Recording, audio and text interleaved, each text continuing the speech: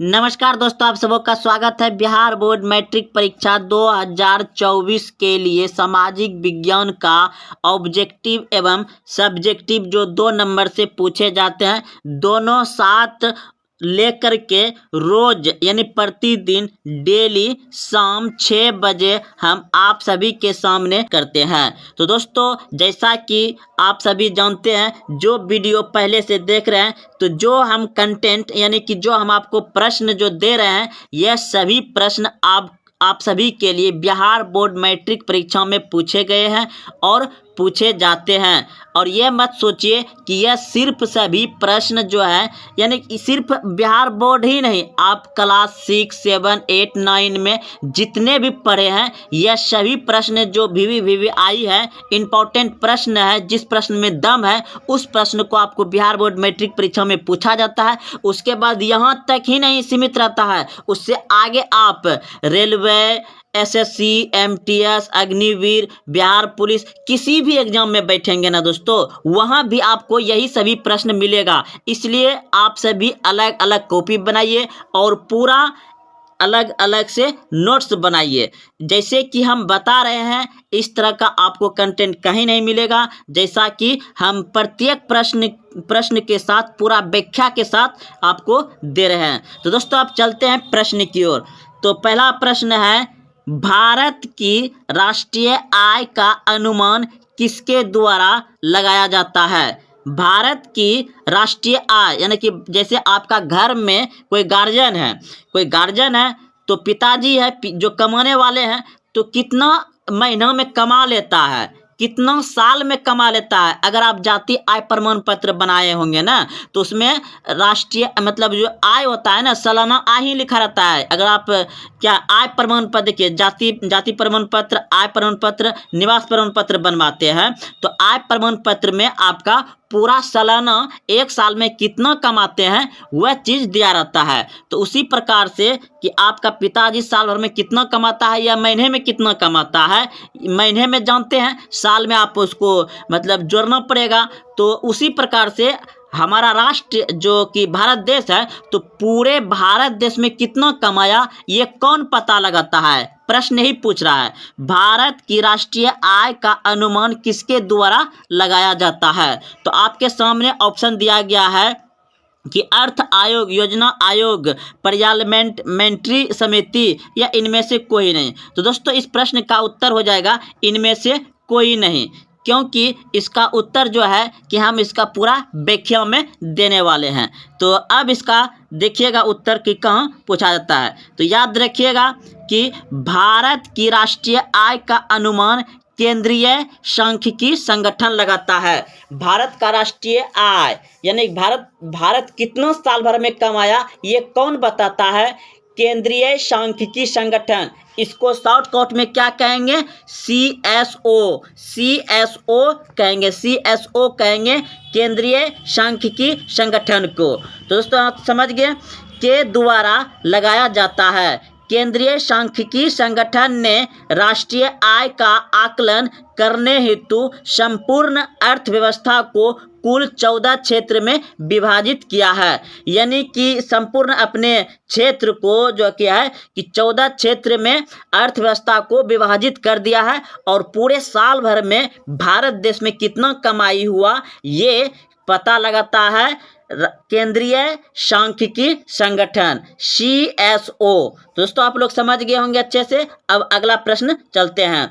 अगर आपको इसके बारे में पूरा 2 नंबर से पूछ लिया जाए कि भारत की राष्ट्रीय आय पर टिप्पणी लिखें, भारत की राष्ट्रीय आय पर मतलब प्रकाश डालें, तो आप इसे लिख सकते हैं, आपको 2 नंबर मिल जाएगा, कोई नहीं काटेगा। इसी तरह से लिख सकते हैं कि भारत की राष्ट्रीय आय का अनुमान केंद्रीय सांख्यिकी संगठन ब्रैकेट में लिख दीजिएगा शॉर्ट नेम CSO के द्वारा लगाया जाता है। केंद्रीय सांख्यिकी संगठन ने राष्ट्रीय आय का आकलन करने हेतु संपूर्ण अर्थव्यवस्था को 14 क्षेत्रों में विभाजित किया है। तो दोस्तों, इतना ही लिख दीजिएगा ना, आपको 2 नंबर मिल जाएगा। अब आगे प्रश्न देखते हैं। प्रश्न है कि भारत का प्राचीनतम तेल शोधक कारखाना निम्नलिखित स्थान में है। तो यानी कि भारत का प्राचीनतम तेल शोध कारखाना निम्नलिखित स्थान पर है। तो बताइए, आपके सामने ऑप्शन दिया गया है बरौनी, हल्दिया, डिगबोई, ऑप्शन डी बड़ौदा। तो इस प्रश्न का उत्तर हो जाएगा ऑप्शन सी, बिल्कुल सही है, डिगबोई। भारत का प्राचीनतम तेल शोधक कारखाना डिगबोई है। पूछ दिया जाएगा कि डिगबोई किस राज्य में है, तो असम में है। आइए इसका पूरा व्याख्या समझ लेते हैं।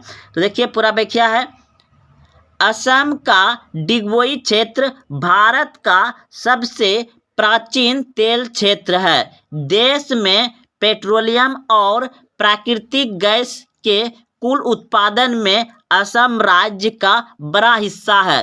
तो दोस्तों आप लोग समझ गए होंगे कि पेट्रोलियम और प्राकृतिक गैस का कुल उत्पादन में से असम राज्य का बड़ा हिस्सा है। किसके लिए, तो भारत के लिए। और भारत का सबसे पुराना तेल शोधक कारखाना डिगबोई। डिगबोई कहाँ है, असम में। चलिए आप लोग अच्छे समझ गए होंगे, इसे आप कॉपी में नोट कर लें।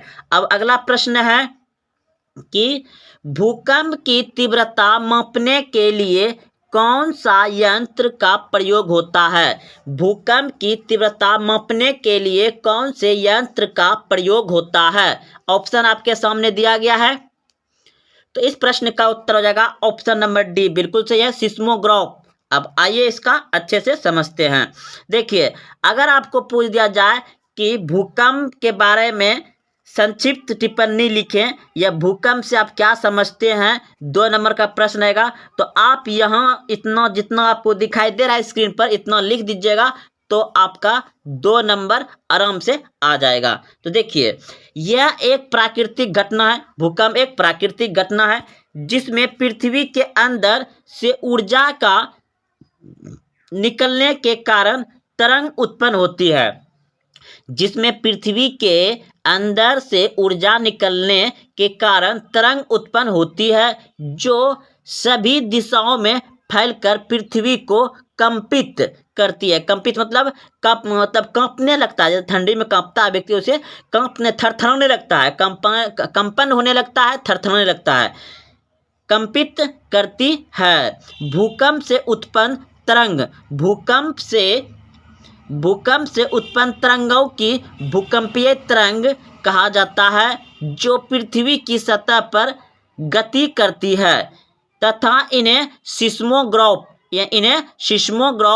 से मापा जाता है। तो दोस्तों इतना आप लोग समझ गए होंगे, इसे अच्छे से उतार लीजिए। आपका 2 नंबर यहाँ तक उतार लीजिए, एकदम 2 नंबर आ जाएगा इसके बारे में। तो चलिए, अभी आप समझ गए कि भूकंप को किससे मापा जाता है, किस यंत्र से, तो सिस्मोग्राफ से। और भूकंप के बारे में आप यहाँ से यहाँ तक 2 नंबर का प्रश्न है, उतार लीजिए। अब अगला प्रश्न है, करो या मरो का नारा किसने दिया था। करो या मरो का नारा किसने दिया था। तो इस प्रश्न का उत्तर हो जाएगा आपका ऑप्शन नंबर सी, बिल्कुल सही है, महात्मा गांधी। करो या मरो का नारा किसने दिया था, महात्मा गांधी ने। ऑप्शन सी सही है। अगला देखिए, अब इसका पूरा व्याख्या देखिए दोस्तों, इंपॉर्टेंट लाए हैं जो कि आपको बिहार बोर्ड में नारा पूछा जाता है। तो इधर नारा है और इधर महापुरुष है। बिहार बोर्ड में ही नहीं दोस्तों, और सभी प्रतियोगिता परीक्षाओं में किसी भी एग्जाम में बैठेंगे ना, तो ये सभी प्रश्न पूछा ही जाता है। इसलिए जो भी पढ़िए बढ़िया से पढ़िए और याद रखिए। जब तो अब समझेंगे कि करो या मरो का नारा तो आप सभी जान रहे हैं कि महात्मा गांधी ने दिया था। कहाँ दिया था, ये दिया था मुंबई में 8 अगस्त 1942 को, भारत छोड़ो आंदोलन में। भारत छोड़ो आंदोलन में महात्मा गांधी ने करो या मरो का नारा दिया था। अब देखिए, जय जवान जय किसान का नारा किसने दिया था, लाल बहादुर शास्त्री ने। जय जवान जय किसान का नारा किसने दिया था, लाल बहादुर शास्त्री ने। दिल्ली चलो का नारा किसने दिया था, सुभाष चंद्र बोस ने। दिल्ली चलो का नारा किसने दिया था, सुभाष चंद्र बोस ने। और इनकलाब जिंदाबाद का नारा किसने दिया था, इनकलाब जिंदाबाद का नारा दिया था भगत सिंह ने। तो चलिए दोस्तों, ये भी इंपॉर्टेंट था। इनमें से एक प्रश्न पूछ ही लिया जाता है हर साल, आप इनको भी उतार लीजिए और बढ़िया से याद रखिए। अब अगला प्रश्न है, प्रश्न ये भी जितना भी दोस्तों हम ला रहे हैं ना, सभी VVI इंपॉर्टेंट है, आप सभी इसको अच्छे से याद रखिए। तो देखिए प्रश्न है, होम रूल लिंग की स्थापना किसने की थी? होम रूल लिंग की स्थापना किसने की थी? तो दो व्यक्ति था, एक था बाल गंगाधर तिलक और एक था एनी बेसेंट। इनमें से दोनों कोई आएगा तो आप आराम से रंग सकते हैं। तो होम रूल लिंग की स्थापना किसने की थी? बाल गंगाधर तिलक ने, बाल गंगाधर तिलक ने। ऑप्शन नंबर डी सही हो जाएगा। अब इसका पूरा व्याख्या देखते हैं। देखिए, होम रूल आंदोलन के प्रमुख नेता बाल गंगाधर तिलक एवं श्रीमती एनी बेसेंट थे। इनमें से दोनों कोई भी ऑप्शन में रहेगा तो आप टिक लगा सकते हैं, रंग सकते हैं, कोई दिक्कत नहीं, आपका एक नंबर पक्का मिलेगा, क्योंकि इन दोनों ने मिलकर बनाया है। कहीं आपको एनी बेसेंट दे देगा तो कहीं आपको गंगाधर तिलक दे देगा, कहीं आपको गंगाधर तिलक नहीं रहेगा तो एनी बेसेंट रहेगा। इन दोनों में से कोई रहेगा तो आप बना सकते हैं। तो होम रूल आंदोलन के प्रमुख नेता बाल गंगाधर तिलक एवं श्रीमती एनी बेसेंट थे। तिलक ने स्वशासन प्रति हेतु 28 अप्रैल 1916 को बेलेगांव में होम रूल लीग की स्थापना की। उस समय होम रूल लीग के सर्वाधिक कार्यकाल मद्रास में थे। तो दोस्तों आप लोग समझ गए होंगे कि होम रूल लीग की मतलब स्थापना किसने किया था, आंदोलन कब शुरुआत हुआ था? तो 28 अप्रैल 1916 को, 28 अप्रैल 1916 को हुआ था होम रूल लीग की स्थापना। और इसका दो प्रमुख नेता थे, बाल गंगाधर तिलक और एनी बेसेंट। और इसका ज्यादातर सर्वाधिक मुख्यालय कहाँ थे? सर्वाधिक मुख्यालय यानी कार्यालय कहाँ थे? तो मद्रास में थे। और यह कहाँ से शुरू हुआ था? तो बेलेगांव से शुरू हुआ था। तो दोस्तों आप लोग अच्छे से समझ गए होंगे, ऐसे कॉपी में भी उतार लीजिए, बहुत ही इंपॉर्टेंट ये भी प्रश्न है। और आपको अगर होम रूल लीग आंदोलन के बारे में पूछा जाए तो आप यहां से होम रूल आंदोलन के बारे में लिख सकते हैं, 2 नंबर आपको यहां मिल जाएगा, कोई नहीं काटेगा। तो अब अगला प्रश्न है कि आर्य समाज के द्वारा शुरू की गई थी, यानी कि आर्य समाज किसके द्वारा शुरू की गई थी? आपके सामने ऑप्शन है स्वामी विवेकानंद, राजा राम मोहन राय, स्वामी दयानंद सरस्वती या गोपाल कृष्ण गोखले। तो इस प्रश्न का उत्तर क्या हो जाएगा? आर्य समाज के संस्थापक कौन थे? आर्य समाज के संस्थापक थे आपका Swami Dayanand Saraswati, Swami Dayanand Saraswati. Option number C सही हो जाएगा। आर्य समाज के संस्थापक कौन थे? स्वामी दयानंद सरस्वती। अब इसका पूरा व्याख्या देखते हैं। देखिए, आर्य समाज के बारे में आपको टिप्पणी लिखने कह दे या प्रकाश डालने कह दे या आर्य समाज से आप क्या समझते हैं लिखिए 2 नंबर में। तो आप इतना लिख दीजिएगा तो आपको इतने में से 2 नंबर मिलेगा, कोई नहीं काटेगा। तो देखिए, आर्य समाज की स्थापना 7 अप्रैल। तो अगर आपको ये भी पूछ दिया जाएगा कि आर्य समाज की स्थापना कब हुआ था? 1875 में हुआ था। लेकिन डेट सहित पूछ दिया जाए कि आर्य समाज की स्थापना कब हुआ था, डेट समेत ऑप्शन में रहे तो 7 अप्रैल 1875 में। तो आर्य समाज की स्थापना 7 अप्रैल 1875 ईस्वी को स्वामी दयानंद सरस्वती ने की थी। स्वामी दयानंद सरस्वती ने आर्य समाज की स्थापना 7 अप्रैल 1875 को की थी। यह एक हिंदू धर्म सुधार आंदोलन है। यह एक हिंदू धर्म सुधार आंदोलन है। स्वामी दयानंद सरस्वती ने इसकी स्थापना अपने गुरु स्वामी विरजानंद की प्रेरणा से की थी। तो इसका जो गुरु था ना, गुरु स्वामी विरजानंद की प्रेरणा से की थी। उसका मतलब उसके गुरु ने कहा था ऐसा करने के लिए। तो दोस्तों आप लोग इसे अच्छे से लिख लीजिए, 2 नंबर इससे से भी आपको आ जाएगा। और ऑब्जेक्टिव तो आपको याद ही रह गया। इसमें देखिए कितना प्रश्न सीखे। आर्य समाज की स्थापना कब हुआ था?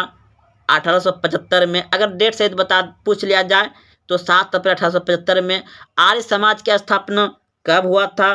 तो ये समझ गया, 7 अप्रैल 1875 में। आर्य समाज की स्थापना किसने की थी? तो स्वामी दयानंद सरस्वती ने की थी। स्वामी दयानंद सरस्वती ने आर्य समाज की स्थापना किसके कहने पर किया था? तो अपने गुरु स्वामी विरजानंद के प्रेरणा से किया था। चलिए, और यह एक हिंदू धर्म सुधार आंदोलन था। अब अगला प्रश्न देखते हैं। चिपको आंदोलन है एक। चिपको आंदोलन क्या है?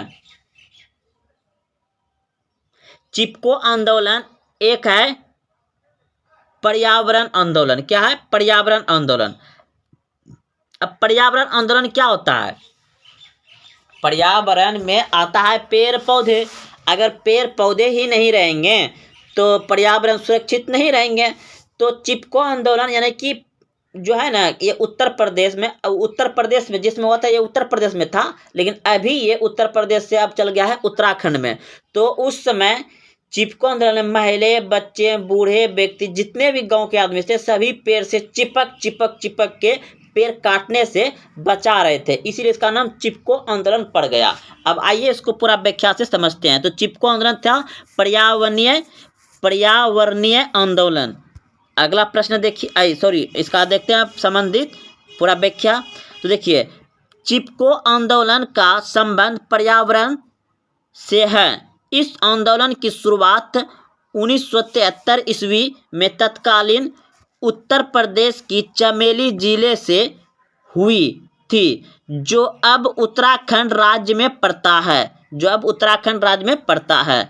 इस आंदोलन की शुरुआत सुंदरलाल बहुगुणा ने की थी। अब देखो, पूछ दिया जाएगा कि चिपको आंदोलन की शुरुआत किसने किया था? तो सुंदरलाल बहुगुणा ने किया था। चिपको आंदोलन कब हुआ था? 1973 ईस्वी में हुआ था। और जो बात इस पे नहीं लिखा है वो हम बता देते हैं। चिपको आंदोलन जो है ना, मतलब पेड़ सब उस समय काटता था बहुत सारा आदमी। तो गांव का आदमी सब जो है ना, पेड़ पौधे को बचाने के लिए पेड़ से बहुत सारा महिला सब चिपक के उसको बचा रहे थे। तो दोस्तों, ये हम ऑब्जेक्टिव के साथ बता रहे हैं। अगर आप उसका पूरा डिटेल से देखना चाहते हैं तो अभिषेक कुमार गुप्ता जी यूट्यूब चैनल पर चिपको आंदोलन सर्च करें, साथ में अभिषेक कुमार गुप्ता जी भी बोलिए या लिखिए, वो आ जाएगा आपका चिपको आंदोलन का पूरा व्याख्या और इमेज के साथ। तो अब अगला प्रश्न देखते हैं, इसे भी उतार लीजिए, यहाँ से भी आपका 2 नंबर मिलेगा, कोई नहीं काट सकता है दोस्तों। अब देखिए, अगला प्रश्न है कि विश्व की सबसे लंबी नदी कौन सी है? विश्व की सबसे लंबी नदी कौन सी है? तो विश्व का सबसे लंबी नदी है आपका नील नदी। और भारत देश की सबसे लंबी नदी है गंगा नदी, जो बहती हुई है, सब दिन बहती रहती है। भारत देश का गंगा नदी और पूरे विश्व में नील नदी। अगला प्रश्न है कि भारतीय राष्ट्रीय कांग्रेस की प्रथम महिला अध्यक्ष कौन थी? भारतीय राष्ट्रीय कांग्रेस की प्रथम महिला अध्यक्ष कौन थी? तो दोस्तों, आप सभी जानते हैं कि भारतीय राष्ट्रीय कांग्रेस की स्थापना जो हुआ है 1885 ईस्वी में A.O. ह्यूम ने किया था। और इसका महिला पहला अध्यक्ष जो है एनी बेसेंट हो जाएगा। एनी बेसेंट पहला पूछा है। तो आइए इसका पूरा व्याख्या समझते हैं। तो देखिए, इसका पूरा व्याख्या है यहाँ से। भारतीय राष्ट्रीय कांग्रेस की प्रथम महिला अध्यक्ष एनी बेसेंट थी। एनी बेसेंट ने 1917 ईस्वी में कोलकाता में हुए भारतीय राष्ट्रीय कांग्रेस के अधिवेशन की अध्यक्षता की थी। सरोजिनी नायडू भारतीय राष्ट्रीय कांग्रेस के प्रथम महिला अध्यक्ष थी। तो दोस्तों, अगर यदि पूछ दिया जाए कि भारतीय महिला अध्यक्ष कौन थी भारतीय राष्ट्रीय कांग्रेस की, तो हो जाएगा आपका सरोजिनी नायडू। अगर सिर्फ पूछ दिया जाए कि प्रथम महिला कौन थी, उसमें भारतीय नहीं लगा रहेगा, तब हो जाएगा आपका एनी बेसेंट। और इसका स्थापना हुआ था 1885 में। स्थापना किसने किया था? A.O. ह्यूम ने। इसका भी दोस्तों प्रश्न इस वीडियो में नहीं है, तो दूसरे वीडियो में भी पूरा व्याख्या से आ जाएगा। तो अब प्रश्न बच गया था कि हाँ, गदर आंदोलन का संस्थापक कौन था? गदर आंदोलन का संस्थापक कौन था? आपके सामने में ऑप्शन दिया गया है। तो गदर आंदोलन का संस्थापक था लाला हरदयाल। ऑप्शन नंबर सी सही हो जाएगा। गदर आंदोलन का संस्थापक कौन था? गदर मूवी नहीं दोस्तों, गदर आंदोलन लाला हरदयाल से जुड़ा हुआ है। अब देखिए यहाँ पे, यहाँ आ गया। तो गदर आंदोलन के संस्थापक लाला हरदयाल थे। 1913 ईस्वी में हुआ था। 1913 ईस्वी में गदर आंदोलन का स्थापना हुआ था। याद रखिए, गदर आंदोलन की स्थापना कब हुआ? 1913 में। और उसका संस्थापक कौन था? लाला हरदयाल। 1913 ईस्वी में अनेक भारतीय लोगों ने लाला हरदयाल के नेतृत्व में सैन फ्रांसिस्को यूएसए अमेरिका में इसका स्थापना किया था, में गदर पार्टी की स्थापना की थी। गदर पार्टी की स्थापना कब हुआ है? 1913 ईस्वी में। किसने किया था? लाला हरदयाल ने किया था। गदर पार्टी के अध्यक्ष सोहन सिंह थे। याद रखिए, गदर पार्टी के अध्यक्ष कौन थे? सोहन सिंह थे। लाला हरदयाल इस पार्टी के प्रचार विभाग के सचिव थे। तो अब देखिए अगला प्रश्न है आपका, लास्ट प्रश्न था कि महात्मा गांधी ने पहला किसान आंदोलन कहाँ चलाया था? तो महात्मा गांधी ने पहला किसान आंदोलन, दोस्तों प्रश्न कट गया है पीडीएफ बनाने में। तो महात्मा गांधी ने पहला किसान आंदोलन कहाँ चलाया था? तो देखिए समझिए, महात्मा गांधी ने पहला किसान आंदोलन 1917 ईस्वी में बिहार के चंपारण में चलाया था। चंपारण में नील के खेतों में कार्य करने वाले किसानों पर यूरोपीय नीलहे बहुत ही अधिक अत्याचार कर रहे थे। तो दोस्तों आप लोग समझ गए होंगे कि महात्मा गांधी ने सत्याग्रह भारत में सर्वप्रथम कहाँ किया? चंपारण में किया। महात्मा गांधी ने सर्वप्रथम सत्याग्रह कब किया था? 1917 ईस्वी में किया था। कहाँ किया था? चंपारण कहाँ है? बिहार में है। क्यों किया था? किसानों पर यूरोपीय नीलहे व्यापारियों ने अत्याचार करते थे किसान पर, उसी को बचाने के लिए किया था। तो दोस्तों आप लोग अच्छे से समझ गए होंगे। अगर आप यहाँ तक आए हैं देखते हुए तो अपने दोस्तों में शेयर करें। हाँ, आप वीडियो को लाइक जरूर करें कैसा लगा, और हाँ अभी तक चैनल को सब्सक्राइब नहीं किया तो चैनल सब्सक्राइब करें। तो अब मिलते हैं कल। जय हिंद, जय भारत।